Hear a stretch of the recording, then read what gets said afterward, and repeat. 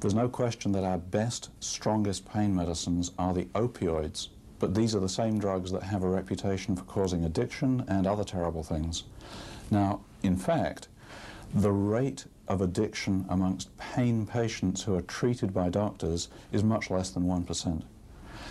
They don't wear out, they go on working, they do not have serious medical side effects, and so these drugs, which I repeat are our best, strongest pain medications, should be used much more than they are for patients in pain. If you look at marketing pieces where that statement is made, less than 1% will become addicted, you'll often see the Porter and Jick study and a couple of other similar quality studies used as a reference, but one has nothing to do with the other. It was a gross misinterpretation, not just by the manufacturer, by the way, but by the so-called thought leaders who were in positions of eminence in some of our professional organizations and in the pain management community, who allowed that myth to perpetuate itself by misinterpretation of those data.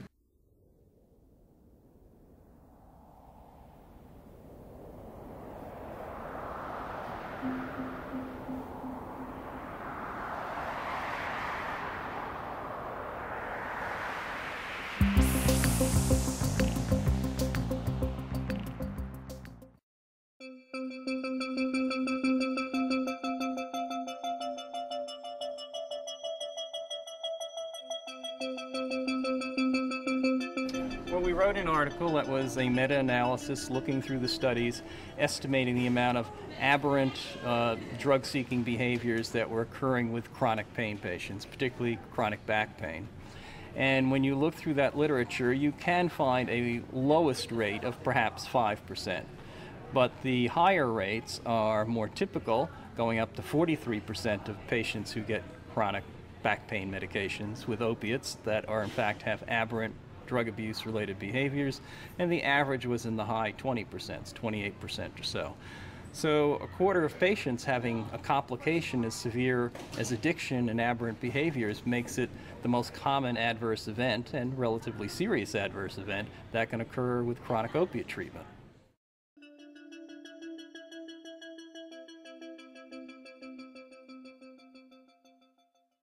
Anybody who's been on opioids for a long enough period of time knows that you just don't say, you know what, I've had enough of this. Not going to do this anymore today.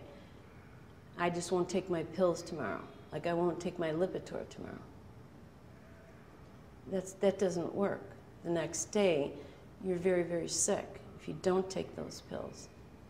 Most people can tolerate the flu for a week. If you think that you could get instant relief from it, though, by just putting some more of the pills in your mouth, it's pretty hard to tolerate the flu. So in that sense, stopping, well, as Mark Twain once said about smoking, stopping is easy, I've done it hundreds of times.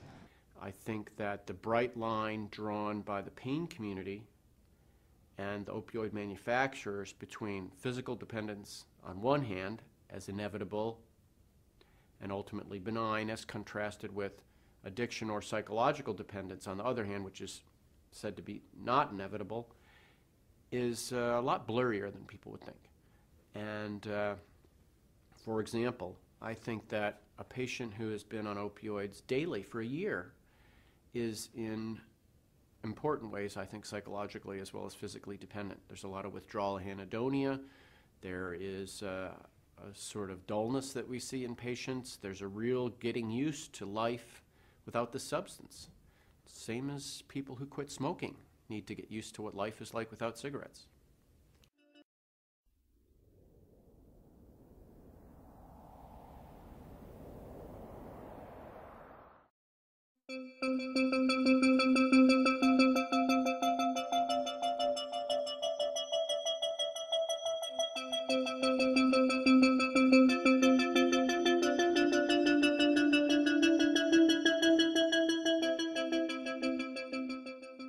We really don't know from controlled trials what people are getting after a year of opioid therapy. I mean, the trials are about 12 weeks. And whether we have a persistence of benefits from 12 weeks to a year or a deterioration, we just don't know.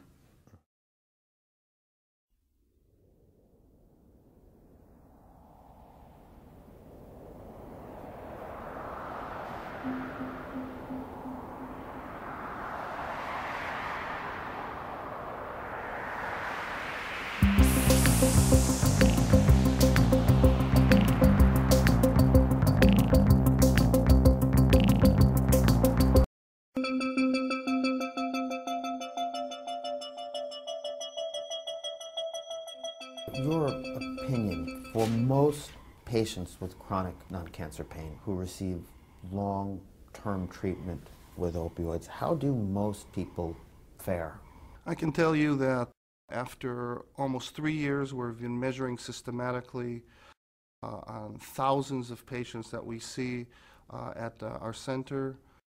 I would say that the vast majority, 9 out of 10, are doing worse when we escalate doses of prescription opioids for non-malignant chronic pain.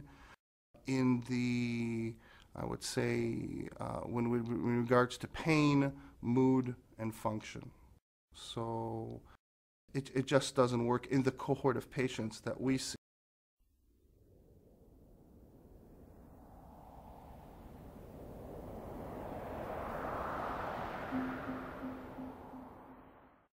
If patients have legitimate pain, we were taught that they don't become addicted to these medicines, and that instead of allowing people to suffer needlessly, we should be much more liberal in our prescribing of opioids. And I remember as a student going from the classroom into the clinics and feeling that I was going to be different. I was going to be part of this new generation of physicians that understood that we can treat pain more compassionately, and that's our duty as physicians. And when I speak to my patients, I talk to them about addiction, constipation, sedation, sexual dysfunction, hypogonadism, increased risk of fractures, increased risk of osteoporosis, increased risk possibly of certain types of tumors, increased risk possibly of certain types of infections. So these are not benign drugs. These are drugs that have a litany of side effects and complications. And if there's no measurable benefit, then we shouldn't be subjecting our patients to the side effects that these drugs can cause.